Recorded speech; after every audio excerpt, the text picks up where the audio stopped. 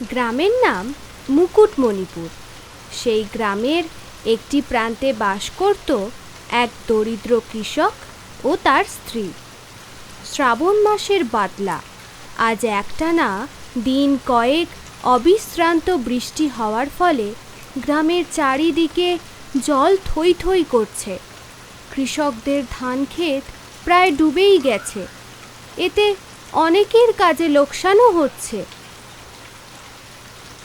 ঘরের দাওয়াতে বসে কৃষক দিনমজুর চাষি ক্ষুদিরাম। তার পাশে বসে আছে তার ছেলে ও মেয়ে। বৃষ্টি কমার কোনো লক্ষণ দেখতে পাচ্ছি না, বুঝলে গিন্নি। এই 3 দিন টানা বৃষ্টি হওয়াতে অনেক ক্ষতি হয়ে গেল।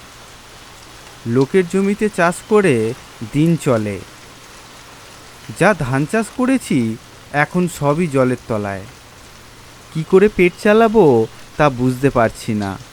তাও কিছু চাল আছে, চলে যাবে আমাদের। কি আর হবে গো, আমাদের কপালে যা আছে তাই হবে।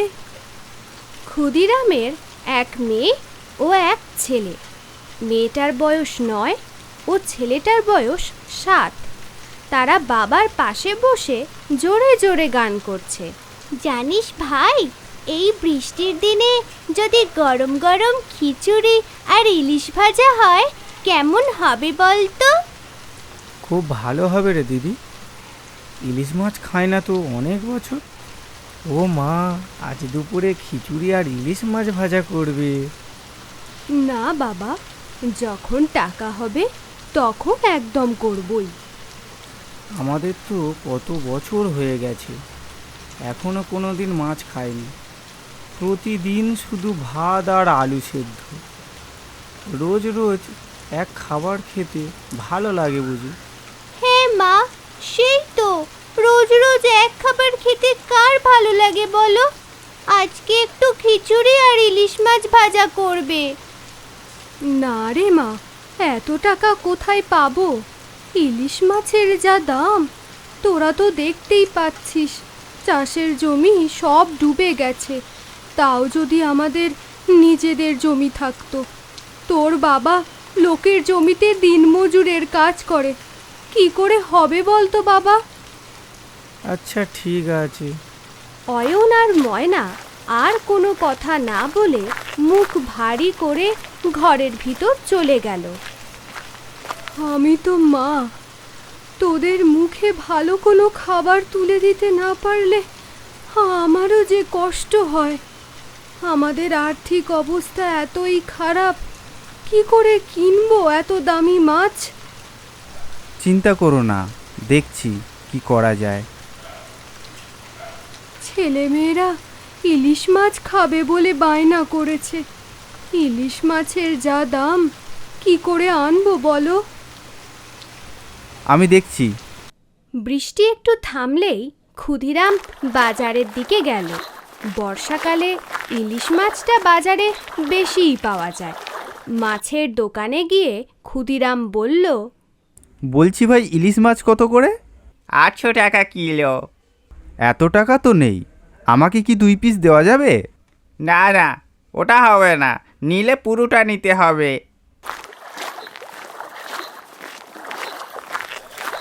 ক্ষুদিরাম নিরুপায় হয়ে বাড়ি চলে আসলো। কোথায় গিয়েছিলে? কোথায় যাব, একটু মাছের বাজারের দিকে গিয়েছিলাম 2 পিস ইলিশ মাছ আনার জন্য, কিন্তু কেউ দিল না। আমার ছেলে মেয়েগুলো কত শখ করে খেতে চেয়েছে, তাও পারছি না দিতে। এমন অভাগা বাপ আমি। তুমি রান্নাঘরে গিয়ে বসো, আমি অয়ন আর ময়নাকে ঘর থেকে ডেকে নিয়ে আসি। মনে হয় রাগ করে বসে আছে।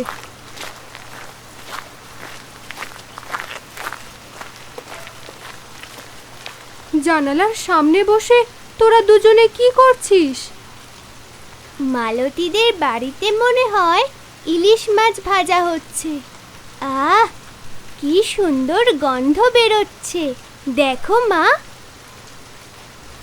সবার বাড়িতে ভালো ভালো খাবার হয়, আমাদের বাড়িতে কেন হয় না মা? জয়া ছেলে মেয়েদের মুখের দিকে তাকিয়ে আর কোনো কথা বলতে পারল না, দৌড়ে রান্নাঘরে চলে আসলো। কি হলো, তুমি কান্না করছো কেন? তাছাড়া আর কি কোনো উপায় আছে বলো? ছেলে মেয়েদের মুখে ভালো খাবারটুকু তুলে দিতে পারি না। কেমন মা বাবা আমরা! সব বুঝতে পারছি জয়া, এই বর্ষার আগেই যা ধান চাষ করেছি, যা চাল ঘরে মজুদ আছে, তা আমাদের বর্ষা পুরোটাই চলে যাবে। তাও তো আমরা শুধু ভাত লঙ্কা খেয়েও বাঁচতে পারবো, কিন্তু ছেলে মেয়েগুলো তো এই সব রোজ রোজ খেতে পারবে না। ওরা যে এখনও ছোট, অভাব যে কী জিনিস ওরা এখনও সেটা বোঝে না। আমার শরীরে যতদিন রক্ত থাকবে ওদের সেটা বুঝতে দেব না। সবই বুঝলাম গো, ঠাকুর আমাদের দিকেও মুখ তুলে তাকাবে না একদিন? মাসে বাদলা হয় ঠিক, কিন্তু এমন বাদলা আমি জীবনেও দেখিনি। মাঠঘাট চাষ জমি সব ডুবে গেছে, কি করে মানুষ চাষবাস করে খাবে বলো? এই জল শুকাতে শুকাতে মাসখানেক সময় লাগবে। তার মধ্যে আমাদের এই জায়গাটা আবার অনেক নিচু, একমাত্র আমাদের জমিদার বাবুর বাড়ির জায়গাটা একটু উঁচু। শোনো, আমি কর্তাবাবুর বাড়িতে কাজে যাচ্ছি। এই কদিন বৃষ্টির জন্য যাওয়াই হয়নি। আজ একটু খরা দিয়েছে, আমি ভাত আর আলু সিদ্ধ করেছি, তুমি ওদের খেতে দিও। জয়া বড়বাবুর বাড়িতে গিয়ে হাজির হলো। জমিদার বাড়ির বড়বাবু ঘরের বারান্দার চেয়ারে বসে খবরের কাগজ পড়ছিলেন। জয়াকে দেখে হেসে বললেন, কিরে জয়া, বৃষ্টিতে কেমন আছিস? কেমন আর থাকবো, ভালোই আছি আপনাদের আশীর্বাদে। কি হয়েছে তোর? মুখটা এমন শুকিয়ে আছে কেন? কি আর বলবো বড়বাবু, আমাদের অভাবের সংসার, এত জটিলতা কি আর বুঝবেন আপনি? ছেলে মেয়ে দুটো শখ করে বলেছিল খিচুড়ির সাথে ইলিশ মাছ ভাজা খাবে। আমরা এমন হতভাগা মা বাবা, তাও খাওয়াতে পারলাম না। চাষের জমি ডুবে গেছে, এখন তো কোনো চাষও করা যাবে না। ঘরে সম্বল রয়েছে শুধু চাল, আমরা না হয় দুটো নুন ভাত খেতে পারলাম, কিন্তু ওই ছোট ছোট বাচ্চাগুলো খেতে পারবে? ওরা কি বোঝে এই জটিলতা বলুন? বুঝলাম, যা গিয়ে কাজ কর, এখন এইসব কথা ভাবতে হবে না। আমাদের গ্রামে এত জল জমেছে যে কোনোভাবে বের করে দেওয়ার কোনো উপায় নেই। পথঘাটে এত জল যে বারোয় শহরের দিকে যাব তারও কোনো উপায় নেই। আমাদের এই জমিদার বাড়িটা অনেকটা উঁচু, সেই জন্যে জল জমতে পারে না।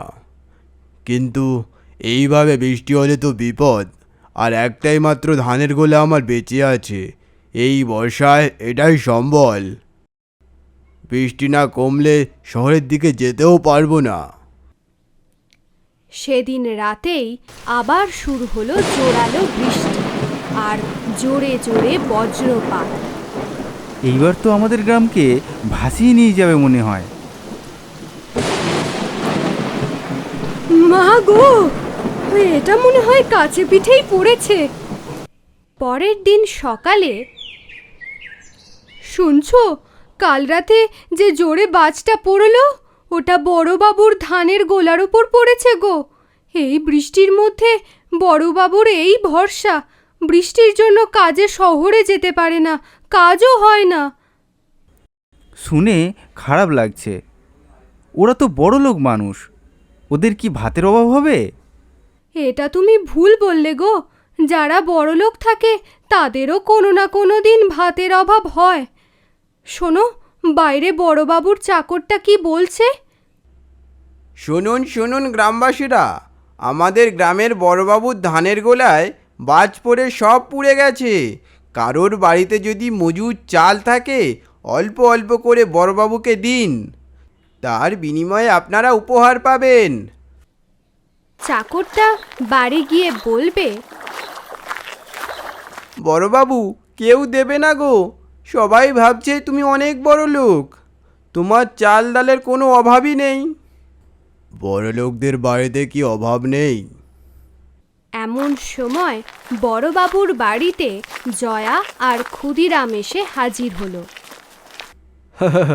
আরে ক্ষুদিরাম আর জয়া যে, কি ব্যাপার? আজ তো সকালে কাজে এসে দেখলাম আপনার কি অবস্থা, তাই আপনার জন্য কিছু চাল আনলাম। তোমরা আবার এইসব কেন আনতে গেলে? তোমাদের নিজেদেরই অভাবের সংসার, কোনো রকমে তোমরা সংসার চালাও। এত কষ্টে দিন চলে তোমাদের। আপনি এই চালটুকু রাখেন। গ্রামের রাস্তায় জল নামলেই তো আপনি শহরে যাবেন, তখন সব কিনে নিয়ে আসবেন। এখন এই দিয়ে দিন চালান। বড়বাবু, অল্পতে সুখ আছে। তোমার একটা জিনিস পাওনা রইল, সেটা আমি পরে বলবো। আচ্ছা, বড়বাবু বলেছিল উপহার দেবে, কই দিল না তো? আহা, চুপ করো। ক্ষুদিরাম জয়া বাড়ির দিকে চলে গেল। দুপুরের দিকে আবার বৃষ্টি শুরু হলো। ছাতা মাথায় দিয়ে একজন ঘরের বাইরে দাঁড়িয়ে বলছে, ক্ষুদিরাম, ও ক্ষুদিরাম, আছো নাকি হে? বড়বাবু, আপনি আমাদের বাড়িতে? কেন আসতে পারি না নাকি? আচ্ছা, এই বৃষ্টির মধ্যে কি আমাকে বাইরে দাঁড় করিয়ে রাখবে? ছি ছি, আসুন আসুন, ঘরে বসুন। বড়বাবু বাজারের ব্যাগ বাড়িয়ে দিয়ে বলল, ক্ষুদিরাম, এই নে, এটা ধর। এটা কি? এই যে বাজারে ব্যাগটা ধর, এতে চাল, ডাল আর ইলিশ মাছ আছে। জয়া, তুই একটা কাজ কর দেখি, খিচুড়ি আর ইলিশ মাছ ভাজা কর। এই বর্ষার দিনে খেতে খুব মজা হবে। আজ দুপুরে সবাই মিলে একসাথে খাবো। ক্ষুদিরাম আর জয়া তো অবাক, মনে আনন্দে আত্মহারা হয়ে যাচ্ছে। কি বড় ইলিশ মাছ দেখ দিদি। জয়ার মুখের হাসি যেন আর ধরে না। দুপুরে রান্নার পরে সবাই খেতে বসলো। তখন বড়বাবু বলল, তোমরা জানো আমার গলায় বাজ পড়েছিল। সেটা সত্যি নয়, আমার গলায় কোনো বাজ পড়েনি। আমি চাল আর ধান ওখান থেকে সরিয়ে রেখেছিলাম, কারণ আমি চাইনি বৃষ্টির জলে কোনো রকম ক্ষতি হোক। আমি শুধু দেখতে চাইছিলাম আমার বিপদে কে আমাকে সাহায্য করতে আসে। মন বলছিল কেউ না আসলেও তোমরা ঠিক আসবে, আর সেটাই হলো। বড়বাবু, সত্যি আপনি মহান। শুধু আমি না, তোমরাও। বিপদের দিনে কি করে পাশে থাকতে হয় সেটা তোমরা জানো। কি যে বলেন! এই যে অয়ন আর ময়না, বর্ষার দিনে গরম গরম ইলিশ মাছ ভাজা আর খিচুড়ি কেমন খেতে? দারুণ।